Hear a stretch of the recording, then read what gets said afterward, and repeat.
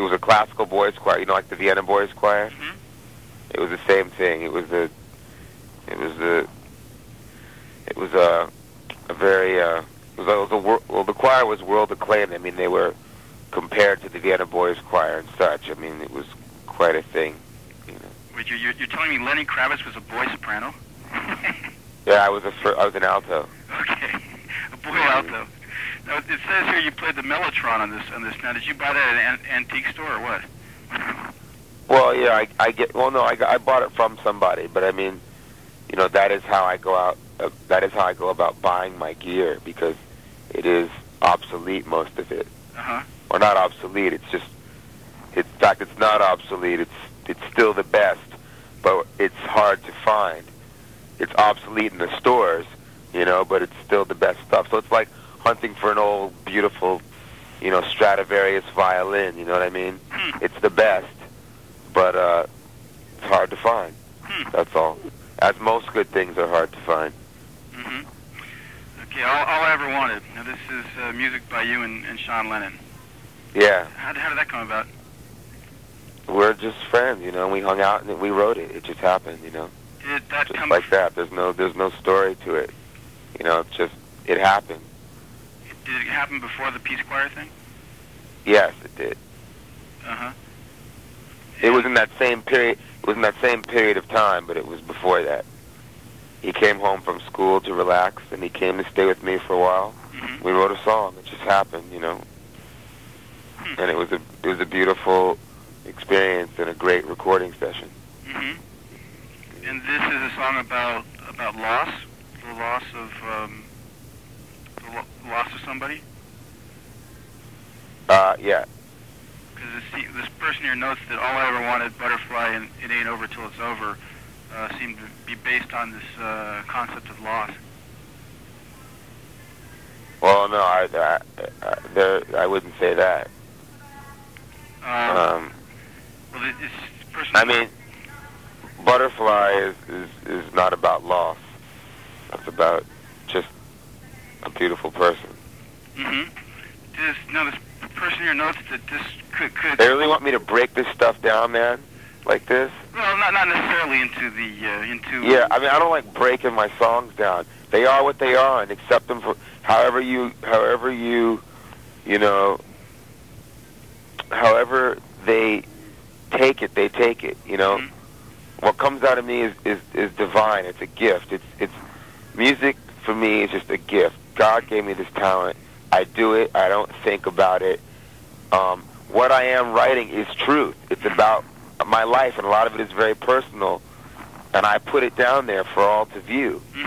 But when it comes down to breaking it down and what does this mean and what does that mean, you got to just read it or listen to it and get out of it what you get out of it. Yeah, well, that's you know what I'm saying? Yeah, that's a very good point. I guess it's our job to analyze it. It's your job. So I don't really want to break the stuff down and say, well, this is about this and this is about that, and what does this song mean?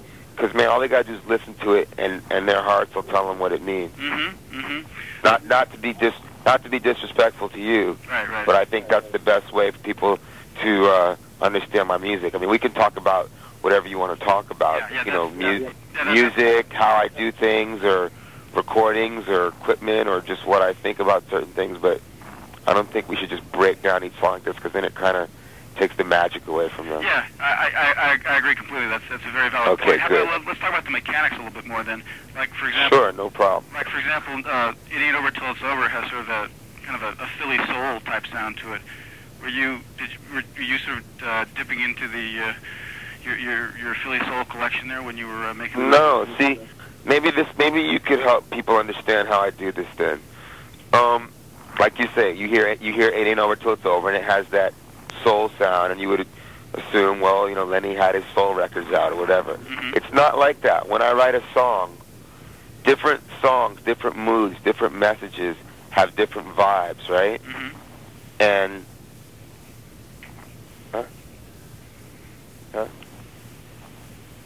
yeah, and it's just, you know, it comes out the way it comes out. It's not like I plan it. You know what I'm saying? It's not like I want to do a soul tune now. No, it just comes out the way it comes out. You know, that's it. And I think that's the thing people don't understand about me. Mm-hmm. They feel it's all calculated. There isn't a thing I can calculate. Mm-hmm. You know? Mm-hmm. So why is it a soul tune? Because it's a soul tune. Mm-hmm. Period. Mm-hmm. You know? Yeah, there was one thing. Actually, there was one other thing. I have lots of different music inside of me. I don't feel I have to, you know, I mean, I think it's quite boring when you buy an album and you drop the needle and 10 songs all sound the same. Mm-hmm. And you know many albums are like that. Mm-hmm. You get the same, you know, you get the hit song and then you get 9 other ones that sort of sound like it and trying to repeat the same thing they gave you, you know. Mm-hmm. So it's just, you know, a lot of different music inside of me, and it just comes out. Mm-hmm. There was the song "What Goes Around Comes Around." Right. Now this, I mean, it sounds like I'm kind of beating a dead horse here, but this is just like Curtis Mayfield. Did that have anything to do with his accident? Not at all. Just came out that way. I thought maybe because, you know, the guy had the serious accident, he was in the hospital, it was sort of a song devoted to him. No. Just That song was written in, you know, way before that. Is that right? Yeah. Because even the lyrics have that sort of, you know, preacher type of tone that, you know, he would sometimes take. But see, that comes from people wanting to categorize me again. It's like I'm black, I sing with a falsetto, and now I have to be Curtis Mayfield, you know? Mm-hmm. There's room for 1,000 falsettos and 1,000 people who write lyrics a certain way. Do you know what I mean? Mm-hmm. It's like I'm me, mm-hmm. and that's that. I can't be Curtis. I'm not trying to be Curtis or John Lennon or any of these people or Jimi Hendrix. I could never fathom being those people. Mm-hmm. You know, this is just me. Mm-hmm. You know. Yeah. And you know, what can I say? Mm-hmm. Tell me about your relationship with Slash. Have you known him for a long time now? I went to high school with Slash, but we really didn't know each other then. Mm-hmm. We just sort of passed each other in the hallways. Mm-hmm. But we re-met, which was actually, well, I guess, we re-met at the American Music Awards 2 years ago, and he just said he wanted to work with me. He liked my record a lot, and mm-hmm. he really wanted to work with me, and, you know, I said, sure, let's go for it, you know what I mean? And we did it, not knowing what to expect, and we worked great together. I mean, Slash and I together, I think, just great things happen. Mm-hmm. Like Always on the Run, and like his solo on Field of Joy. I mean, mm-hmm. classic, you know. When you guys got together for the first time, did you just immediately pen Always on the Run? Did things click right away? No, I had him come in to do the solo on Fields of Joy, and Always on the Run just sort of happened.